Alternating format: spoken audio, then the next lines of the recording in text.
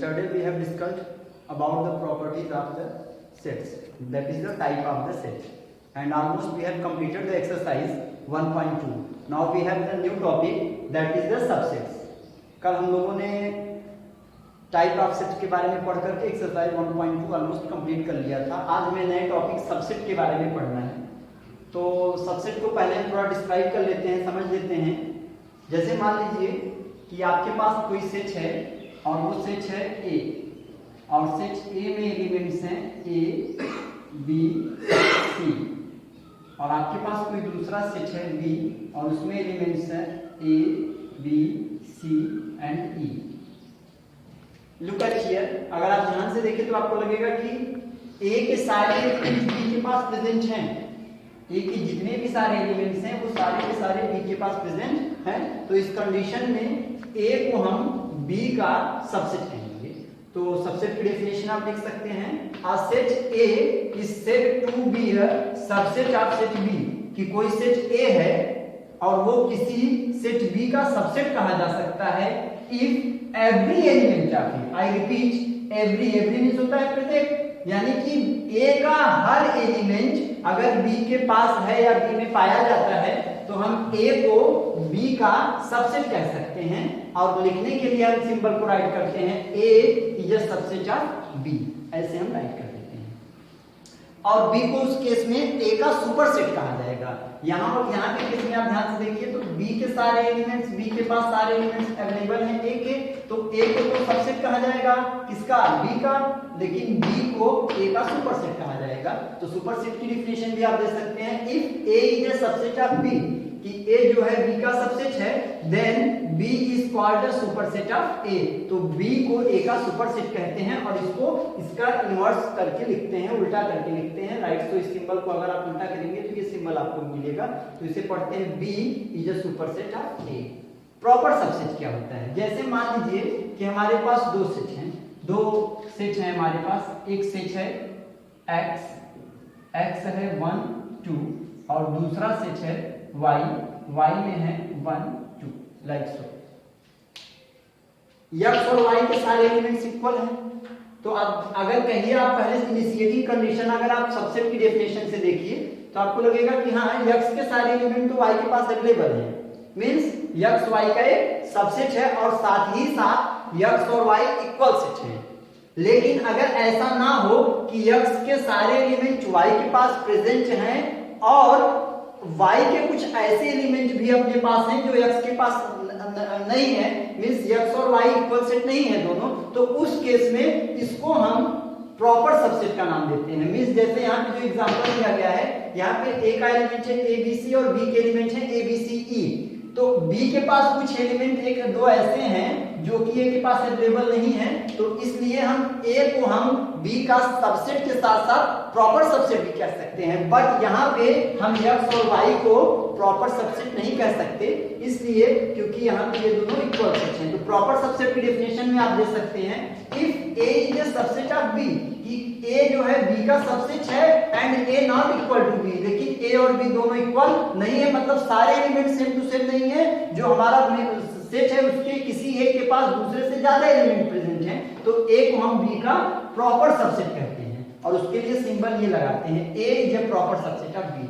But NCERT text में अगर आप ध्यान से देखें, जो रेफरेंस बुक्स हैं उसमें तो सबसेट के लिए ये सिंबल यूज किया गया है, लेकिन एनसीईआरटी टेक्स्ट में सबसेट के लिए हमेशा यही सिंबल यूज किया गया है। वहां पे ऐसा मान लिया गया है कि जब भी दो सेट्स होंगे और अगर उनके सारे एलिमेंट्स इक्वल हो जाते हैं तो उसे हम एक नया नाम इक्वल सेट दे सकते हैं, उसके लिए हमें सबसेट बोलने की जरूरत नहीं है। तो जहां पे भी सबसेट लिया जाएगा और वो इक्वल सेट नहीं होगा तो वो प्रॉपर सबसेट का नाम ही लिया जाएगा, ये अंडरस्टूड हो जाएगा। तो एनसीईआरटी में प्रॉपर सबसेट के बारे में कहीं नहीं डिस्क्राइब किया गया है, वहां पे केवल सबसेट के लिए बताया गया है और एनसीईआरटी टेक्स्ट में सबसेट का सिंबल भी यही लिखा गया है, A is a subset of B. But अपने इंफॉर्मेशन के लिए आप जानते रहिए कि a is a subset of b का ये सिंबल होता है, और अगर a b का प्रॉपर सबसेट है तो उसके लिए ये सिंबल हम राइट करते हैं, a is a proper subset of b। अब अगर हम बात करते हैं, मान लेते हैं कि a एक सबसेट है b का प्रॉपर सबसेट। अच्छा, जब भी यहाँ पे हम सबसेट का नाम लेंगे तो वहां का मतलब प्रॉपर सबसेट ही होगा। तो a एक सबसेट है किसका, b का, यदि अगर a एक एलिमेंट, a का कोई एलिमेंट है स्मॉल a, तो ऐसा कब होगा, ए के सारे एलिमेंट किसके पास प्रेजेंट होने चाहिए, बी के पास, क्योंकि ए जो है वो बी का सबसेट है और बी ए का सुपरसेट है। तो अगर ए कोई एलिमेंट है कैपिटल ए इस सेट का, तो वो एलिमेंट बी के पास भी प्रेजेंट होना चाहिए। Means A is a subset of B if A is belongs to A, A जो है ए से संबंधित है, तो इट इंप्लाइज दैट, ये दिखाता है, इंगित करता है, ये इंप्लाइज दैट का सिंबल है, इंगित करता है A is belongs to B also. अब हम कुछ एग्जांपल ले लेते हैं।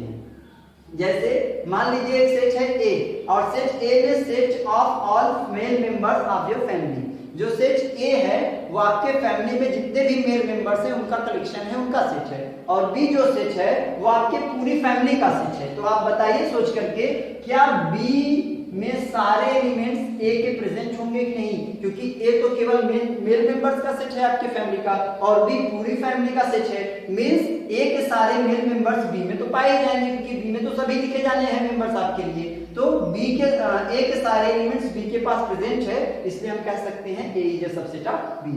सेकंड एग्जांपल के तौर पे देखते हैं, जैसे मान लीजिए सी सेट है आपके पूरे स्कूल के बच्चों का, और डी सेट है आपके क्लास के बच्चों का।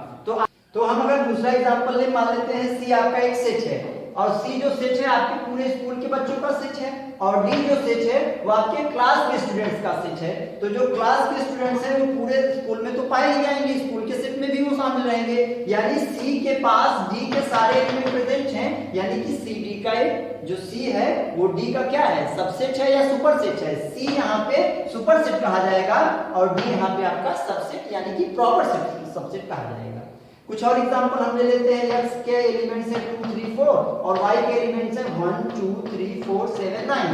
क्या x के सारे एलिमेंट्स y के पास प्रेजेंट हैं? हाँ, यानी कि x आपका एक y का सबसेट है और y जो है वो x का सुपरसेट है। आपके पास कुछ दूसरे एग्जांपल्स भी यहाँ पे लिखे गए हैं, जैसे p एक सेट है और q एक सबसेट है। तो इस तरीके से p यहाँ पे आप देख सकते हैं कि q का एक सबसेट है।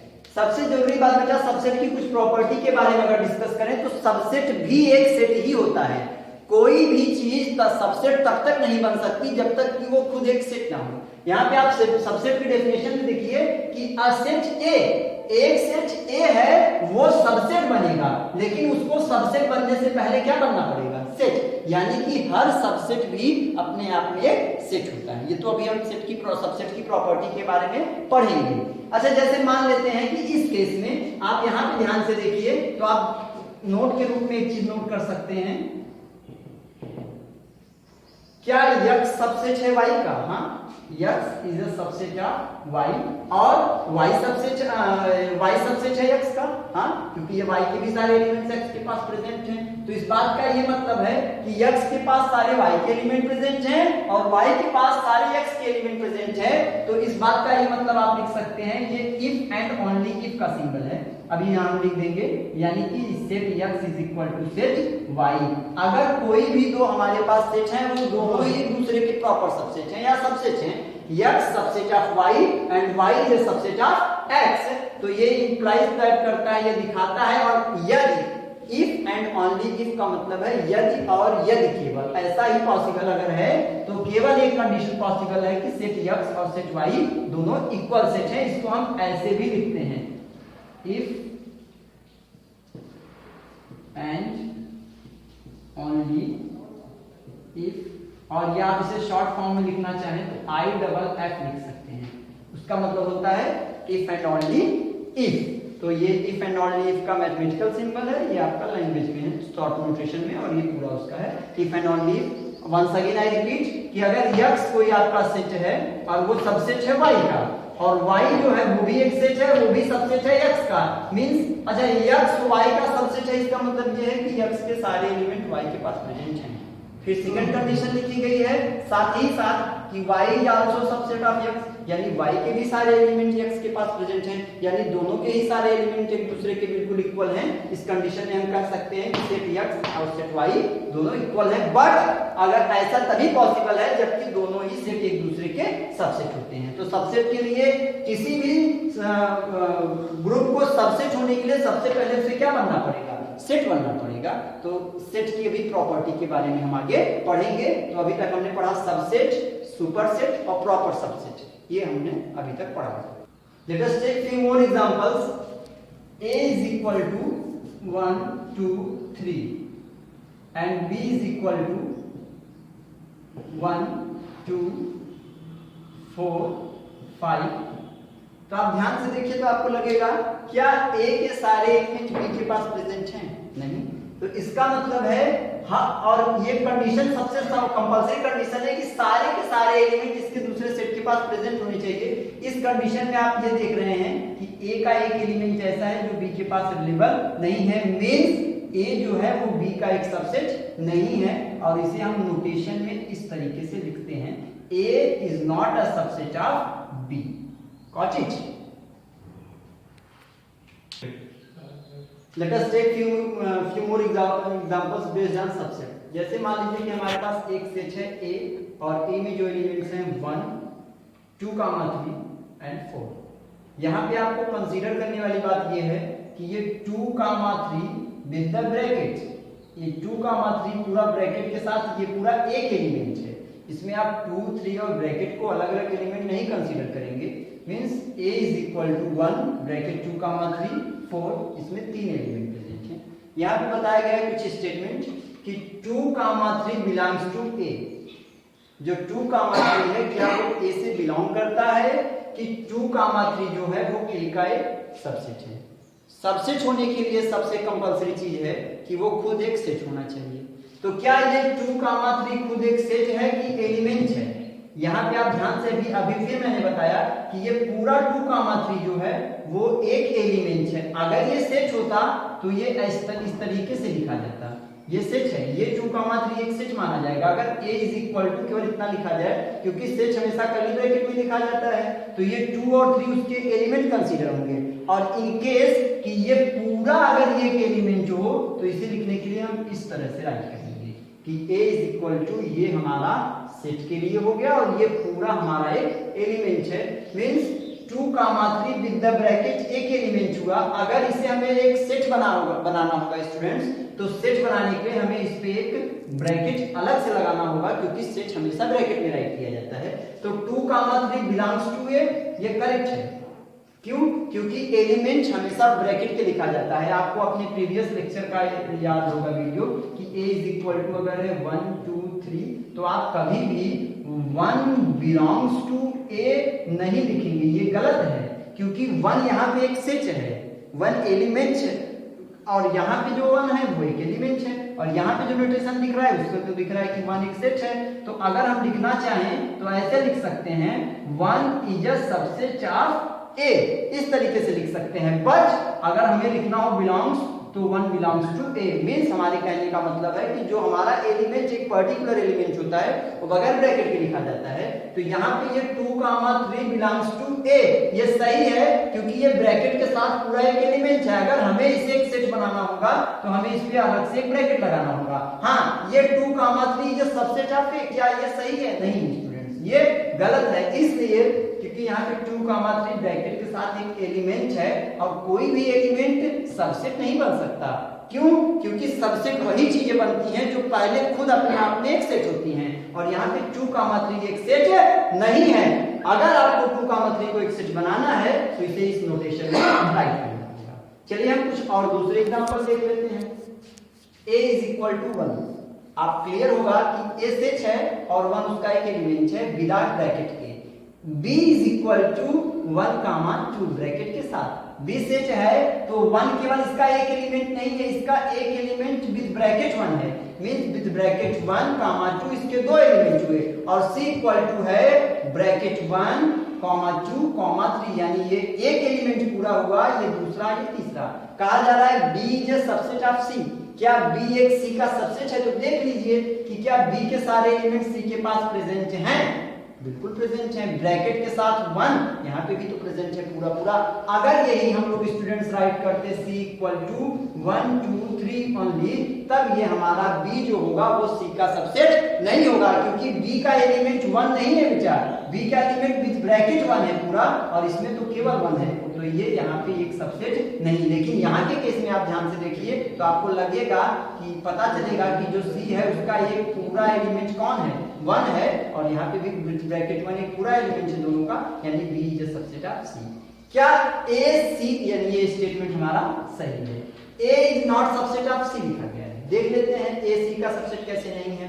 यहाँ पर ए जो है वो एक एलिमेंट है, ये 1 एक एलिमेंट है, और यहाँ पे सी के पास जो 1 है वो एक एलिमेंट नहीं है, वो विथ ब्रैकेट 1 एक एलिमेंट है, ये पूरा एक एलिमेंट माना गया है। अगर सी केवल लिखा जाता 1 2 3 ये लिखा गया होता तो आप देखिए ए के पास एक एलिमेंट 1 है और सी के पास भी एक एलिमेंट 1 है, तब ये कंडीशन गलत मानी जाती। बट ऐसा है नहीं, हमारे पास जो सी है उसमें विथ ब्रैकेट 1 आया है और जो ए है उसमें विथ ब्रैकेट 1 नहीं आया है। ब्रैकेट तो सेट को दिखाने के लिए लिखा गया है, 1 एक एलिमेंट है, means A is not subset of C. तो इन दोनों एग्जांपल से आपको क्लियर हो गया होगा कि किस कंडीशन में हम दो सेट को एक दूसरे का सबसेट या किसी एक को दूसरे का सबसेट कह सकते हैं। आई रिपीट, किसी भी सेट को किसी भी थिंग को सबसेट बनने के लिए सबसे पहले उसे एक सेट बनना पड़ेगा, और वो सेट तभी बनता है जब उसे ब्रैकेट के अंदर रखा गया हो।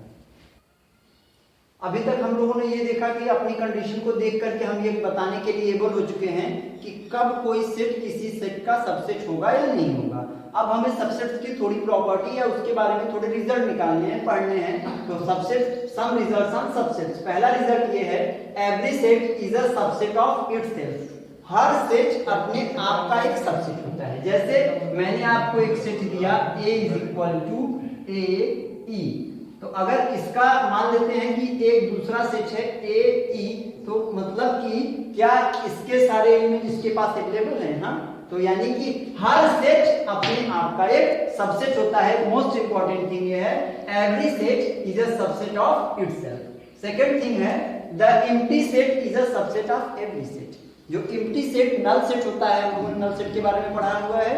नल सेट एक ऐसा सेट होता है जिसमें एक भी एलिमेंट प्रेजेंट नहीं होता है, उसे नल सेट या वायर्ड सेट या एम्प्टी सेट बोलते हैं, और फाई या एम्प्टी ब्रैकेट से रिप्रेजेंट करते हैं। जैसे मैंने आपको दिया एक सेट ए, अब सेट ए का एक सेट तो कम से कम कौन प्रेजेंट होगा? ए ई, ये हर सेट अपने आप का सबसेट होता है। अच्छा, दूसरा एक सबसेट इसका कौन हो सकता है? 5।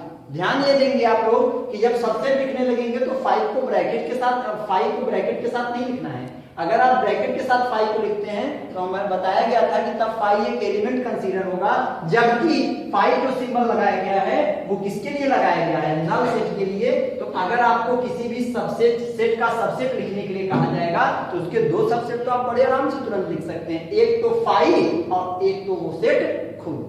अब हम ये देखते हैं कि किसी भी सेट के कितने सबसेट बनाए जा सकते हैं। तो किसी भी सेट के टोटल 2 पावर n सबसेट बनाए जा सकते हैं, जहां पे n उस सेट में प्रेजेंट एलिमेंट्स का नंबर है। जैसे हम एक एग्जांपल लेते हैं, x एक सेट है और उस सेट के एलिमेंट्स हैं 1 2 और 3। अब इस x का हमें सबसेट तैयार करना है कि इस x के सारे सबसेट हमें लिखने हैं, यानी कि subset of x, subset of x। इस x में कौन कौन से सबसेट लिखे जाएंगे? पहले तो एक एक एलिमेंट को लेकर लिख लेते हैं। तो हमारे पास एक है 1, एक है 2, एक है 3।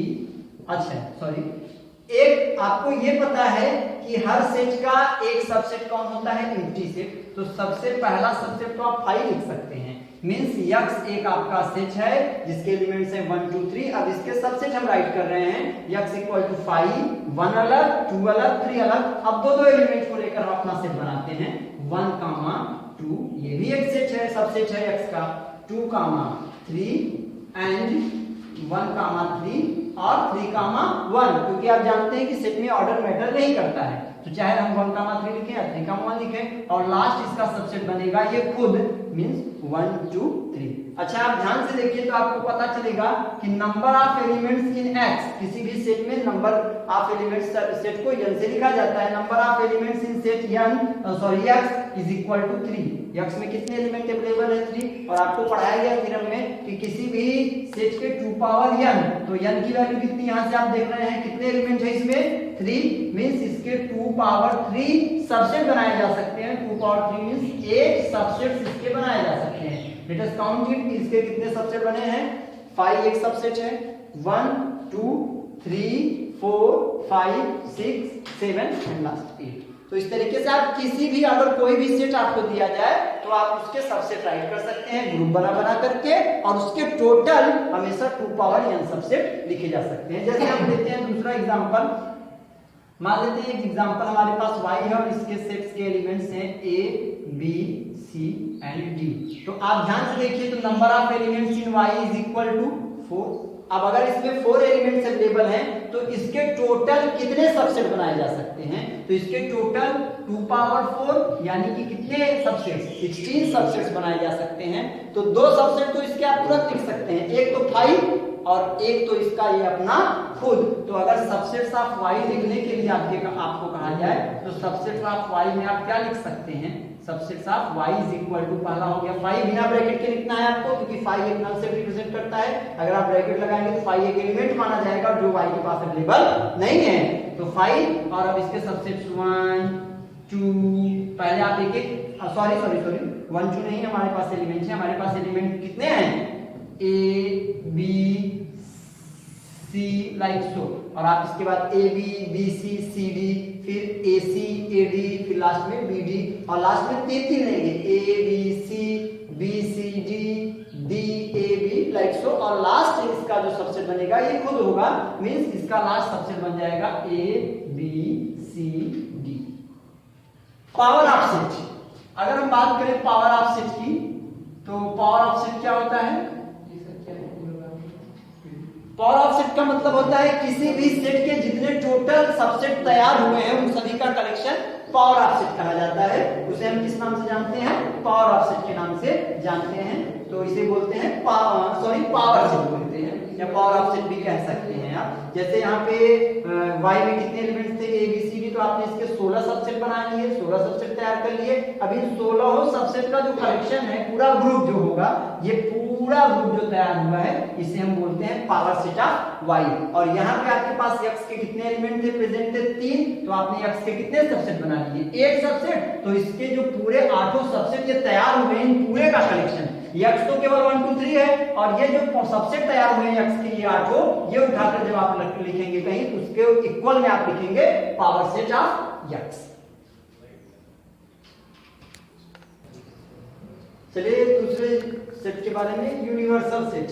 एक्रोनिम मीनिंग शाब्दिक अर्थ, यूनिवर्स का मतलब होता है ऐसी कोई भी चीज जिसके अंदर सारी चीजें आ जाती हैं, समाहित होती हैं। तो यूनिवर्सल सेट का मतलब भी स्टूडेंट्स ऐसे सेट से है जैसे हमारे पास 2 3 4 सेट हैं, 3 4 सेट्स हैं, और उसके लिए एक ऐसा सेट लिखा गया है जिसमें कि इन सभी के एलिमेंट्स आ जाएं। जैसे A एक सेट है 1 2 3, B एक सेट है 2 3 4 5, C सेट है 6 7। अब हमने एक सेट लिखा है U जिसमें 1 से लेके 8 तक की नंबर्स हमने राइट की है। क्या A B C के सारे एलिमेंट्स U के पास अवेलेबल है? हाँ अवेलेबल है। तो इस कंडीशन में U को A B C का यूनिवर्सल सेट कहा जाएगा। मींस एक ऐसा सेट जो 2 3 या 2 से ज्यादा सेट का सुपर सेट होता है, यानी उसके सारे सेट्स के सारे एलिमेंट्स उस अकेले सेट के पास प्रेजेंट होते हैं, और हो सकता है उसके अपने भी एलिमेंट्स कुछ उसके पास अवेलेबल हो, ऐसा हो भी सकता है, नहीं भी। मींस अगर एक यहाँ पे नहीं भी होता है तब भी ये U इन सबका यूनिवर्सल सेट माना जाएगा, क्योंकि इनके सारे एलिमेंट्स तो इसके पास अवेलेबल हैं। हाँ अगर इसके अलावा इसके अपने भी कुछ अवेलेबल इसके पास एलिमेंट है तब भी इसे हम इसका यूनिवर्सल सेट कहेंगे। तो यूनिवर्सल सेट के बाद डेफिनेशन देख लेते हैं। If there are some sets, यदि हमारे पास कुछ सेट्स हैं under consideration which already है, then there happens to a set which is superset of each one of the given sets। जो दिए गए सबसेट सेट का सुपर सेट हो तो इस सुपर सेट को हम यूनिवर्सल सेट कहते हैं। अगर हम लेते हैं यूनिवर्सली, जैसे मान लीजिए कि हमारे पास सारे रियल नंबर्स हैं, जो इन नंबर सिस्टम है वो इस तरीके से है, ये नंबर्स हो गई, और यहाँ पे आपकी नंबर्स आगे 2 टाइप की नंबर में डिवाइड होती हैं, रियल नंबर्स और इमेजिनरी नंबर्स। रियल नंबर्स आगे चलकर 2 टाइप की नंबर में डिवाइड होती हैं, रेशनल नंबर्स और इरेशनल नंबर। रेशनल नंबर आगे 2 टाइप में डिवाइड होती हैं, क्लास 9 में आपने पढ़ा है, terminating rational number and non terminating rational number. अब अगर हम मान लेते हैं और टर्मिनेटिंग और नॉन टर्मिनेटिंग आगे चल करके prime, even number, odd number, integers, fraction, इन सब में बढ़ती हैं आपकी रेशनल और इरेशनल नंबर्स। तो हम मान लेते हैं कि यह हमारे पास सेट है नेचुरल नंबर का, W सेट है होल नंबर का, Z सेट है इंटीजर्स का, Z प्लस सेट है पॉजिटिव इंटीजर का, Z नेगेटिव सेट है नेगेटिव इंटीजर्स का, Q जो सेट है वो रेशनल नंबर का सेट है और T जो सेट है वो इरेशनल नंबर का सेट है। यहाँ पे हम राइट किया गया है x बिलोंग्स टू R यानी x जो है रियल नंबर है and x not belongs to Q means x एक रेशनल नंबर नहीं है, मींस x जो है वो एक इरेशनल नंबर है यानी T जो है सेट है इरेशनल नंबर का। तो ये सारी नंबर्स आप देखिए रियल नंबर्स के पास पाई जाएंगी कि नहीं, रेशनल जो यहाँ पे प्राइम को प्राइम या जो भी यहाँ पे इंटीजर्स नेचुरल होल नंबर हैं ये सारी नंबर्स इस रियल नंबर के पास पाई जाएंगी कि नहीं, बिल्कुल पाई जाएंगी। तो ये रियल नंबर जो होगा वो यूनिवर्सल सेट माना जाएगा इन सभी नंबर्स के लिए।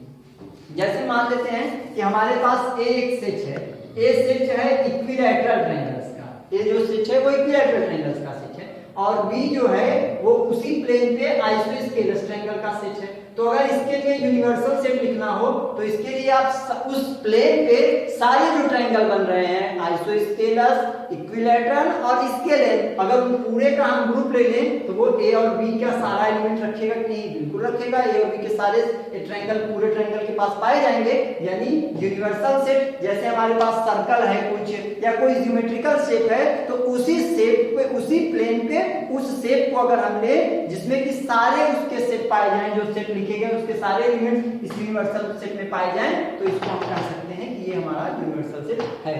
जैसे कि हमने लिया ए सेट इक्विलैटरल ट्रायंगल का और बी सेट है आइसोस्केलस ट्रायंगल का किसी एक प्लेन पे, तो उसी प्लेन के अगर हम सारे ट्रायंगल का सेट ले लें तो वो जो सारे ट्रायंगल होंगे उसमें इक्विलैटरल और आइसोस्केलस तो आ ही जाएंगे। तो इस तरीके से जो सारे सेट का कलेक्शन होगा इन दोनों सेट के लिए यूनिवर्सल सेट के कंसीडर किया जाएगा। अब हमें दूसरे टॉपिक नए टॉपिक के बारे में पढ़ना है, intervals as subsets of R. R का मतलब है real numbers, means real number के कुछ थोड़े थोड़े ग्रुप को लेकर के अगर जैसे मान लीजिए हमारे पास ये एक नंबर लाइन है, अब इस नंबर लाइन पे सारे रियल नंबर्स यहाँ पे 0 है तो यहाँ पे सारी लेफ्ट तरफ 0 के नेगेटिव इंटीजर्स नेगेटिव नंबर्स और यहाँ पे right side positive numbers, means ये पूरा रियल नंबर लाइन है और इसमें सारी रियल नंबर्स पाई जाती हैं। अगर हम एक थोड़े इंटरवल को कंसीडर कर लेते हैं, मान लीजिए यहाँ से लेकर यहाँ तक की नंबर्स को हमें कंसीडरेशन में लेना है, तो क्या ये वाला जो नंबर्स का ग्रुप है वो पूरे रियल नंबर का सबसेट है कि नहीं है? बिल्कुल है, क्योंकि ये ग्रुप इस पूरे नंबर लाइन के अंदर पाया जा रहा है। मान लेते हैं कि हमें यहाँ से लेकर के यहाँ तक कंसीडर करना है, तो क्या ये वाला ग्रुप पूरे का एक सबसेट है कि नहीं है? बिल्कुल है। लेकिन इस ग्रुप को जो ग्रुप हमें लेना है, जो सबसेट लेना है हमें रियल नंबर लाइन का, वो हम 4 तरीकों से ले सकते हैं बेसिकली। जैसे ये तरीके से ले सकते हैं, इस तरीके से, ये और ये, इन 4 तरीकों से हम ले सकते हैं। सबके अपने अपने मतलब हैं, देख लेते हैं कि मीनिंग क्या कहती है किसकी। पहले इसको हम पढ़ते हैं। जैसे मान लेते हैं कि हमारे पास 2 नंबर हैं, एक नंबर है ए और एक नंबर है बी। अब इसी ए और बी के इंटरवल की हमको नंबर का सेट बनाना है जो कि पूरे रियल नंबर लाइन का या पूरे रियल का एक सबसेट होगा। तो ए और बी को हम जैसे लेने के लिए पहले ओपन इंटरवल का जो यूज करते हैं, means a comma b open interval small bracket से रिप्रेजेंट करेंगे। उसमें कौन सी नंबर आएगी? उसमें वो नंबर्स आएंगी, वो पॉइंट्स लिए जाएंगे जो ए से ज्यादा होंगे। ए नहीं लिया जाएगा, ए से थोड़ा सा भी जो ज्यादा होगा, बिल्कुल एग्जैक्टली जो ज्यादा होगा वो, और बी से थोड़ा सा एकदम बी के ठीक पहले वाला पॉइंट जो होगा वो ओपन इंटरवल में लिया जाएगा। इसे स्मॉल ब्रैकेट से लिखते हैं।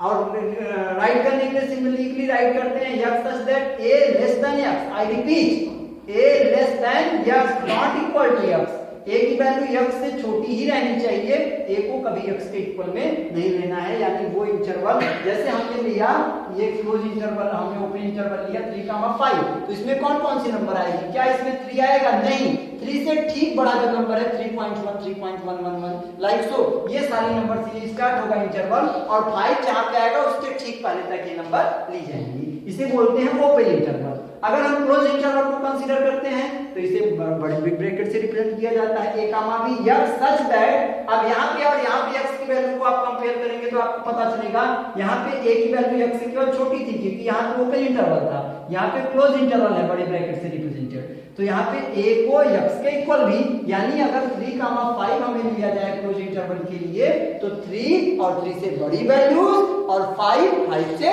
छोटी वैल्यूज, बट ओपन इंटरवल का मतलब 3 से बड़ी केवल और 5 से केवल छोटी वैल्यू।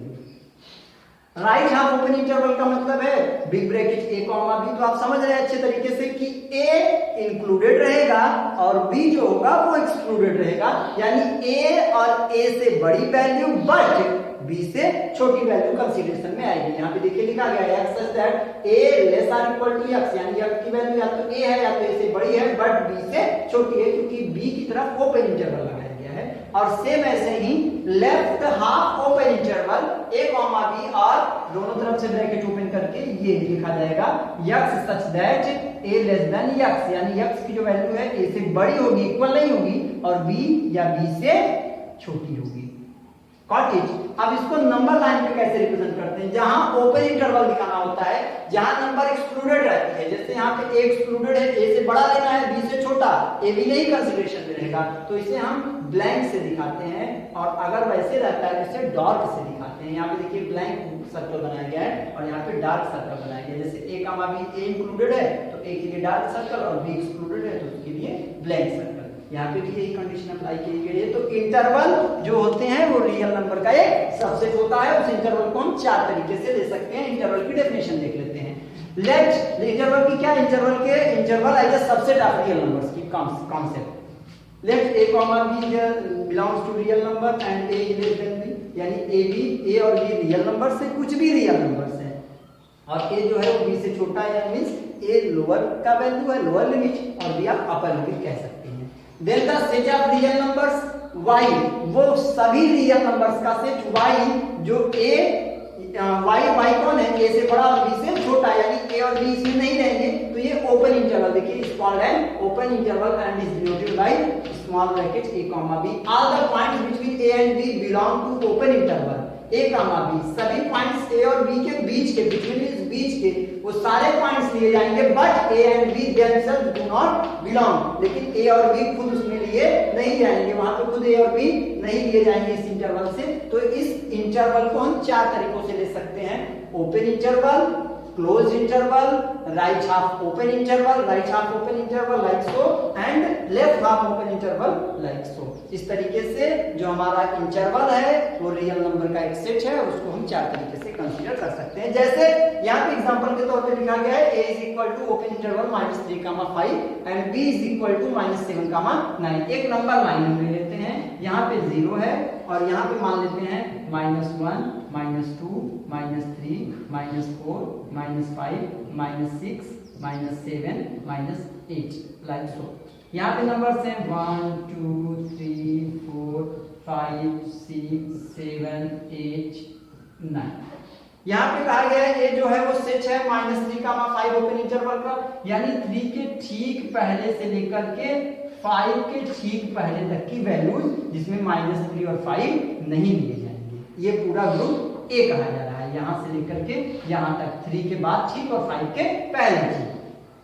अब अगर हम नंबर का -7 (9) लेते हैं तो -7 (9) का मतलब ये पूरा ग्रुप, तो क्या -7 में -3,5 ओपन इंटरवल आ जाएगा कि नहीं आ पाएगा? बिल्कुल एग्जैक्टली आप देख सकते हैं आ जा रहा है पूरा मींस ए के सारे जो पॉइंट्स हैं या एलिमेंट्स वो सारे के सारे बी के पास प्रेजेंट है, मींस ए जो है वो बी का एक सबसेट है, और आप आसानी से इसे सिंबॉलिकली राइट करके समझ सकते हैं। इसलिए इस 4 तरीकों की हमको जरूरत पड़ती है। तो ये टॉपिक जो था हमारा कंप्लीट हो गया। Thank you.